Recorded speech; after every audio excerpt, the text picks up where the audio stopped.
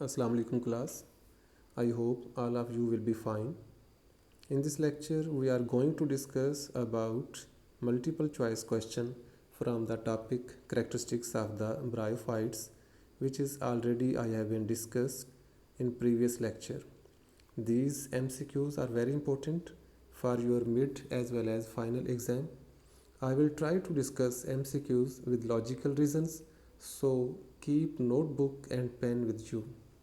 Okay.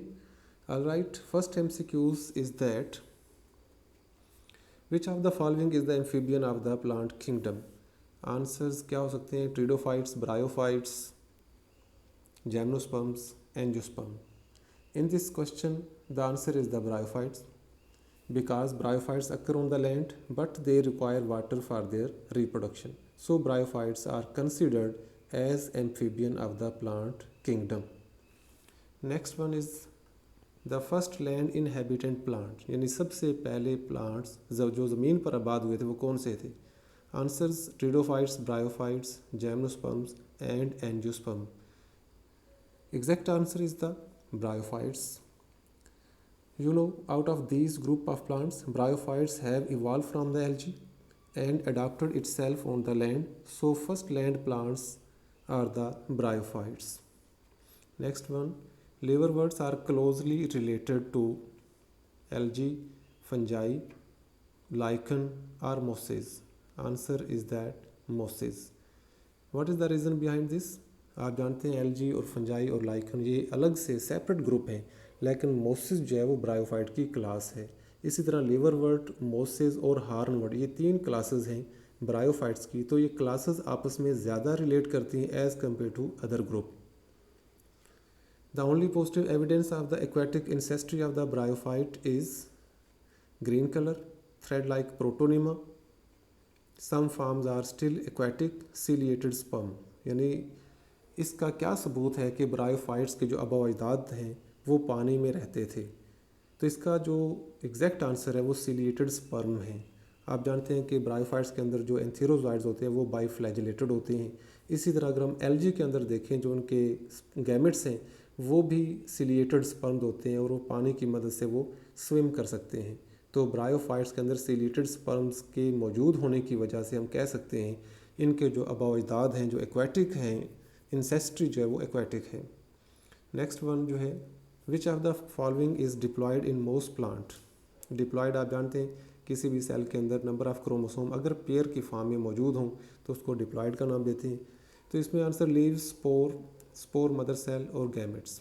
आप जानते हैं लीव्स और जो गैमेट्स हैं ये पार्ट ऑफ गैमेटोफाइट हैं और gametophyte of the bryophyte is haploid. Spore जो है ये स्पोरोफाइट का प्रोडक्ट ज़रूर है लेकिन spore is the first cell of the gametophyte, यानी स्पोर से आगे गैमेटोफाइट बनता है. तो स्पोर के अंदर भी नंबर ऑफ क्रोमोसोम हैप्लॉयड होंगे. तो इसका आंसर जो है वो स्पोर मदर सेल होता है जो कि स्पोरोफाइट से प्रोड्यूस होता है. जब मियोसिस हो जाए तो फिर स्पोर बन जाता है.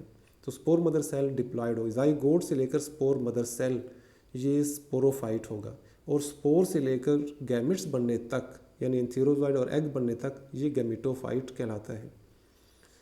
नेक्स्ट है specialised organ of the sporophyte for the attachment to the gametophyte is called. Answer stalk है, फुट है, सीटा और रूट. आप जानते हैं स्पोरोफाइट के तीन हिस्से होते हैं, फुट, सीटा और capsule. Foot is the basal part of the sporophyte which is embedded in the gametophyte for the absorption of nutrients and for anchoring. तो आंसर क्या होगा इसका? फुट है. उसके बाद if the chromosome number in the leaf of the Funaria is 20, what will be the chromosome number in spore is? Answers 20, 40, 10 और 5. तो इसका एग्जैक्ट आंसर क्या होगा? तो याद रखिएगा गैमेटोफाइट के पार्ट में अगर नंबर ऑफ क्रोमोसोम 20 हैं तो स्पोर से ही गैमेटोफाइट बनता है. तो स्पोर के अंदर नंबर ऑफ क्रोमोसोम भी 20 होंगे, तब जाकर स्पोर की बार बार माइटोसिस से गैमेटोफाइट.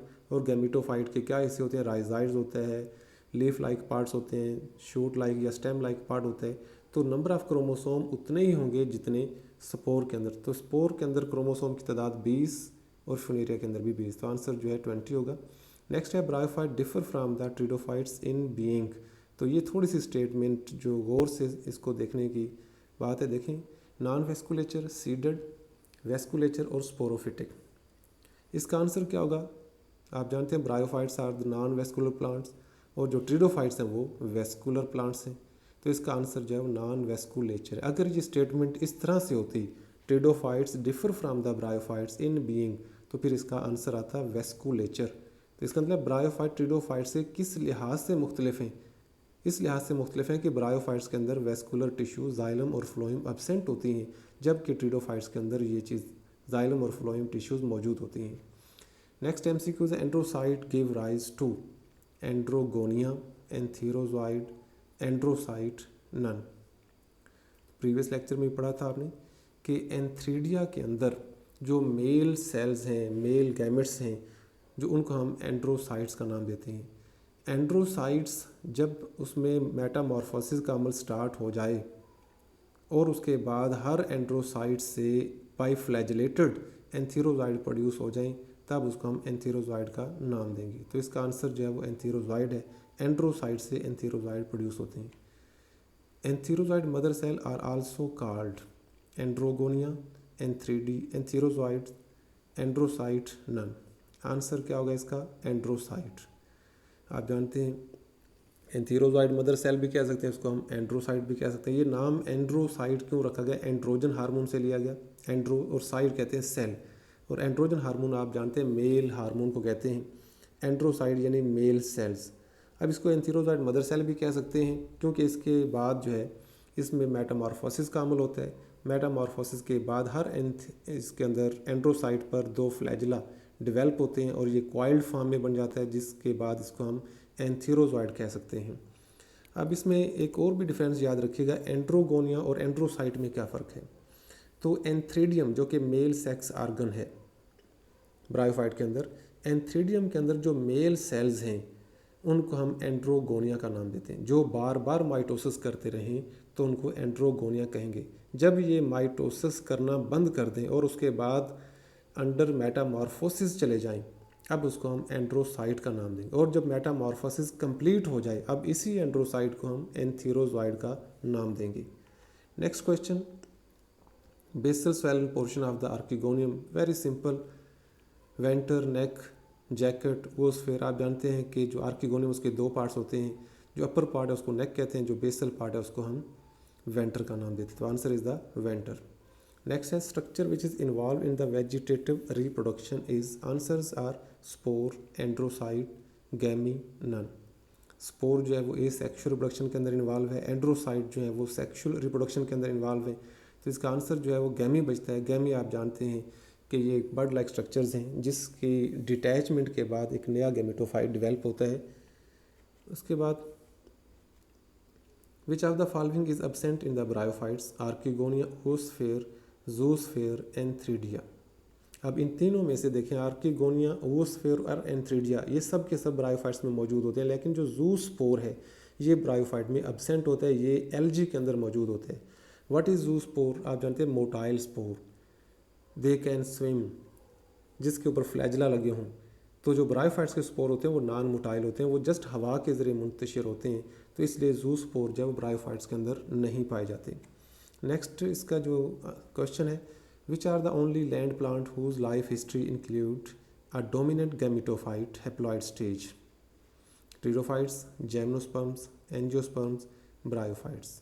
तो आप जानते हैं कि ब्रायोफाइट्स वो ग्रुप है प्लांट्स का जिसकी गैमेटोफाइट डोमिनेंट है और हैप्लॉइड है। बाकी इसके बाद वाले जितने भी हैं उनके प्लांट जैसे कि जिम्नोस्पर्म्स, एंजियोस्पर्म, उनकी गैमेटोफाइट जो है वो डोमिनेंट नहीं है बल्कि लेस कॉन्स्पिकस है और ये डिपेंडेंट भी है। उसके बाद नेक्स्ट है, all the bryophytes require which media for sperm dispersal and subsequent fertilisation. अब देखें, एम्फीबियन ऑफ प्लांट्स हम इसलिए कहते थे कि इनको पानी चाहिए था अपनी फर्टिलाइजेशन के लिए। Air, water, animal, all these. अब इसका आप आंसर खुद दे सकते हैं कि इसका आंसर वाटर आएगा, because water is essential for their sexual reproduction. In the presence of water, entherozoid can swim with the help of flagella and going to archegonium for the fertilization to form the zygote. Next question, of the 3 phyla of bryophytes, greatest diversity is found in। 3 phylum है basically, कौन कौन से? मोसिस है, लिवरवर्ट्स, हॉर्नवर्ट्स, अब इनमें से सबसे ज़्यादा नंबर ऑफ प्लांट्स वो किस फाइलम के अंदर पाए जाते हैं? तो आंसर इसका मोसिस। मोसिस जो है सबसे पहले डिस्कवर हुए थे। मोसिस की वजह से इसका नाम ब्रायोफाइट्स रखा गया था। तो सबसे ज़्यादा जो डाइवर्सिटी है, सबसे ज़्यादा जो तनोव या इकसाम है प्लांट्स की, वो मोसिस में ज़्यादा पाई जाती है। Next one, the bryophytes are evolve from which ancestors? Brown algae, green algae, red algae या ब्लू ग्रीन एल्जी? तो आंसर क्या होगा? Green algae. क्या रीज़न है इसकी कि ग्रीन एल्जी उसके एंसेस्टर्स हैं? तो इसमें सिमिलैरिटीज़ हैं। सिमिलैरिटीज़ क्या हैं? एक तो इनमें जो फोटोसिंथेटिक पिगमेंट्स हैं उसकी वजह से सिमिलैरिटीज़ हैं। दूसरा, इसके अंदर जो बाइफ्लैजिलेटेड स्पर्म या एंथेरोजाइट प्रोड्यूस मौजूद होते हैं, ये भी इसके अंदर सिमिलैरिटी है। तो हम कह सकते हैं कि जो ब्रायोफाइट्स हैं वो ग्रीन एल्जी से ही इवॉल्व हुए हैं। Last one MCQ is the dispersal of bryophyte is via, यानी ब्रायोफाइट किसके ज़रिए दुनिया में फैले हैं? क्या इनके ऊपर सीड्स लगते हैं या स्पोर्स लगते हैं या दोनों ही लगते हैं? तो आप जानते हैं कि जो bryophyte is the स्पोरो producing plants, इसमें सीड नहीं लगते, सीड प्रोड्यूसिंग प्लांट नहीं है।